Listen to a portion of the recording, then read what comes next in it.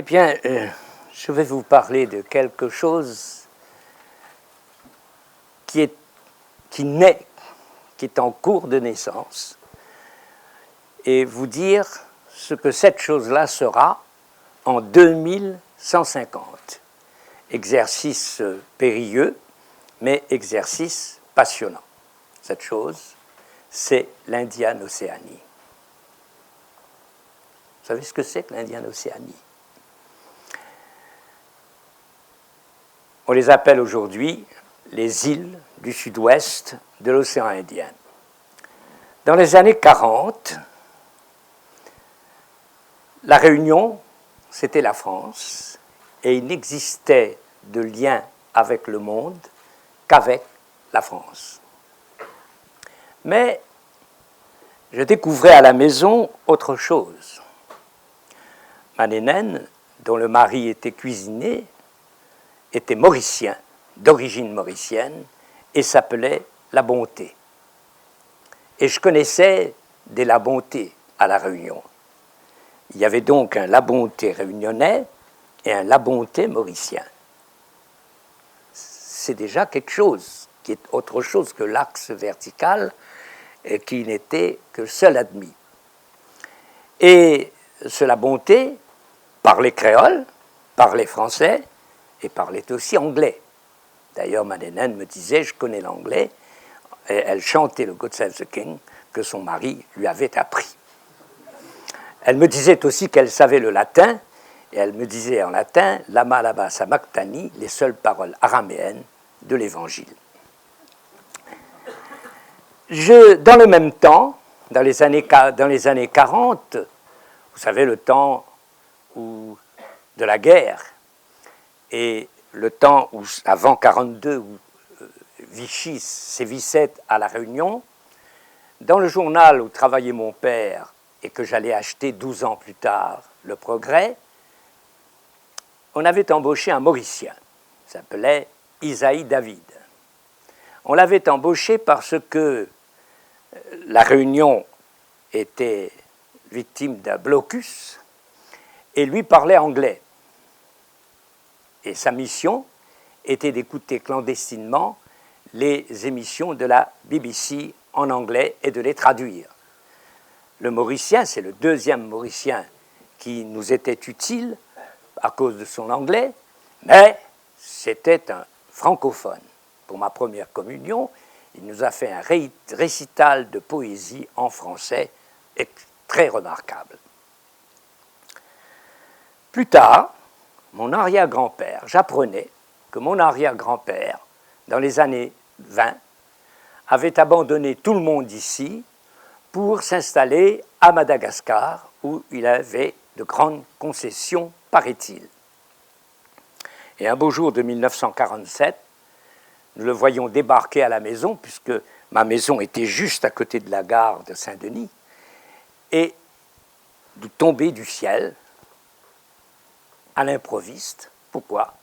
Parce que lors de la rébellion malgache de 1947, il était, lui, à Tananarive, à la clinique, pour une opération.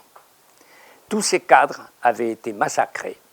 Ne demandant rien, qui perd, qui gagne, il abandonne ses concessions, prend le bateau et débarque chez nous. C'est un deuxième aspect de l'Indiane-Océanie que je découvre, c'est-à-dire le rapport entre les Français et les Malgaches, pas très facile. Et nous autres Réunionnais étions dans une position plus délicate entre le Vasa et le Malgache. Nous étions, comme disaient beaucoup de personnalités à cette époque, la colonie colonisatrice. Et nous en tirions une grande fierté. Je découvrais donc cet aspect de l'Indiane-Océanie, un peuple voisin, francophone, mais avec des conflits. Je découvrais encore l'Indiane-Océanie des Comores dans les années 50. Beaucoup de Comoriens à La Réunion vendaient des mandarines à une époque où La Réunion ne produisait pas de mandarines. ils vendaient la mandarine au prix du kilo qu'ils avaient acheté chez leurs cousins, chez leur père, chez leurs frères. Et les commandes se faisaient, je me souviens très bien, dans les cabines téléphoniques de famille à famille.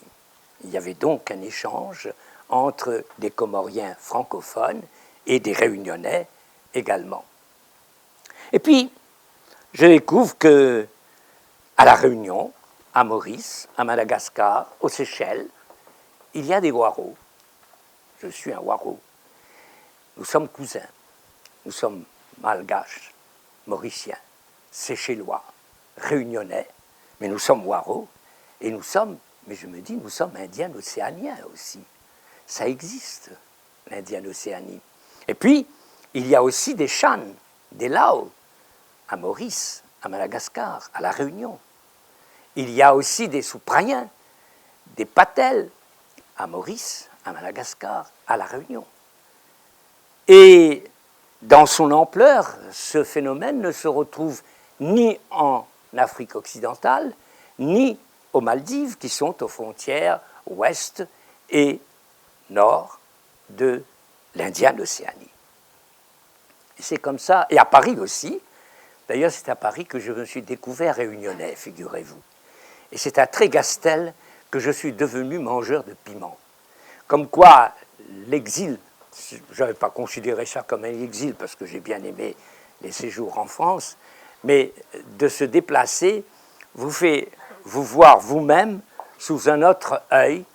Et ici, il existait beaucoup d'interdits. On ne pouvait pas parler créole. Dans ma famille, ce n'était pas bien vu. Et à Sillaos, au petit séminaire où je faisais mes études secondaires, il y avait ce qu'on appelait la pièce. C'est-à-dire que celui qui était surpris à parler créole avait la pièce.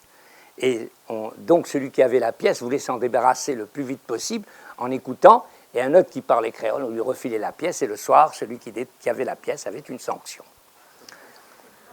C'était l'époque aussi où ici, il n'y avait que cet axe France-Réunion. Et tout le monde revendiquait une ascendance bretonne. Aujourd'hui, les choses ont bien changé, puisqu'on revendique plutôt une ascendance d'esclaves. Voilà comment j'ai découvert l'Indienne Océanie. Et l'Indienne Océanie, c'est cette poussière d'îles, d'archipels, comoriennes, mascareignes, séchelloises, autour de la grande île de Madagascar, 30 millions d'habitants, 30 millions d'habitants, et séparée de la côte occidentale d'Afrique entre Maputo et Nairobi par le canal de Mozambique. Et en avançant, j'ai découvert que cette réalité-là vivait sur l'océan qui nous sépare, dans les airs, à l'intérieur de cette surface. Des milliers de personnes vont d'île en île pour visiter, pour se rencontrer, pour commercer, pour se marier, pour s'établir. L'Indienne Océanie, à ce niveau-là, existe. Elle est vivante. C'est pour ça que j'ai toujours pensé que les îles du sud-ouest de l'océan Indien ne répondaient pas à cette réalité vivante. Une réalité vivante a un nom. Et c'est pour cela qu'il fallait donner un nom commun à ces îles du sud-ouest de l'océan Indien, et ce nom, c'est l'Indienne Océanie. J'avais mis en place une association qui s'appelait l'AFCOI, Association fédérative coopérative de l'océan Indien. Et là, il y a eu toutes sortes de difficultés, mais ces difficultés ont été surmontées. Difficultés qui venaient du fait que, malgré cette communauté à la fois culturelle et biologique, puisque ces peuples-là sont venus dans l'épaisseur de notre ère, dans le temps de notre histoire, non pas en des temps mythiques qui dépassent avant l'histoire, non, dans l'histoire, dans notre histoire. Toutes les îles de l'Indienne Océanie ont été peuplées par, comme on le voit sur la carte, des hommes et des femmes venus d'Asie, de Chine, de l'Inde, de la Malaisie, venus d'Afrique, de la Somalie, du Mozambique et de bien d'autres pays, venus d'Europe. Et le métissage de l'Afrique, de l'Asie et de l'Afrique et de l'Europe n'est pas, ces apports ne sont pas venus avec une population qui existait au préalable. Il n'y en avait pas, et ceux qui étaient passés n'avaient pas laissé de traces. Mais ce métissage de l'Afrique, de l'Asie et de l'Europe est constitutif des peuples de l'Indienne Océanie. Et de telle façon que chaque île n'est qu'un anneau d'un ensemble.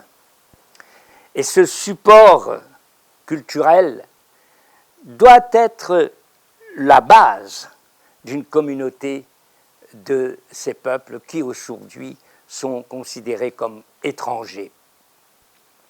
Aujourd'hui, ces milliers d'hommes et de femmes qui se déplacent à l'intérieur de l'Indienne Océanie se déplacent de deux façons, soit officiellement avec un visa dûment estampillé, soit clandestinement avec le risque d'être refoulés aux frontières ou de périr dans un naufrage de Kwassa-Kwassa, quelque part entre Anjouan et Mayotte. Eh bien, ce temps-là doit prendre fin. Nos peuples qui sont cousins, nos peuples qui partagent ensemble une culture commune, nos peuples qui sont tellement métissés. On vous dit qu'il peut y avoir des familles indiennes, comoriennes, séchelloises, malgaches ou réunionnaises qui soient biologiquement pas métissées. Elles sont rares, mais elles le sont, en tout cas culturellement. Le processus de cette émergence d'une communauté indienne océanienne est en cours, puisque aujourd'hui, la Commission de l'océan Indien existe.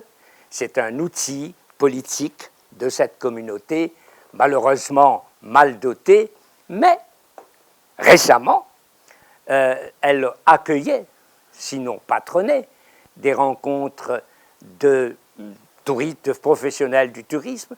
Elle définissait quelques pistes d'une orientation politique et mercredi prochain, elle va fêter ensemble son 30e anniversaire. Dans 150 ans, lorsque les barrières auront été abattues, lorsque les fossés auront été complets, lorsque les mauvais sentiments qui peuvent encore exister auront été bannis, l'Indienne Océanie donnera le spectacle de ce qu'un peuple métissé de civilisations brillantes comme celle de l'Europe, de l'Asie et de l'Afrique peut apporter. Le monde de demain sera métisse. Et nous, Indiens océaniens, nous aurons été dans 150 ans métis depuis longtemps. Le monde de demain, la mondialisation de demain, ne sera pas la mondialisation du clone d'un modèle dominant, mais la mondialisation des diversités en action pour construire ensemble quelque chose. Et la construction ensemble de la diversité, les Indiens océaniens l'auront pratiquée depuis bien longtemps.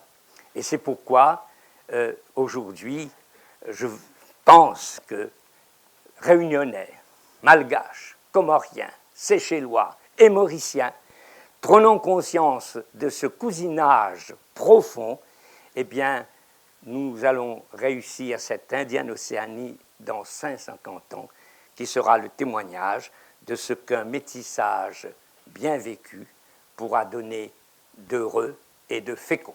Merci.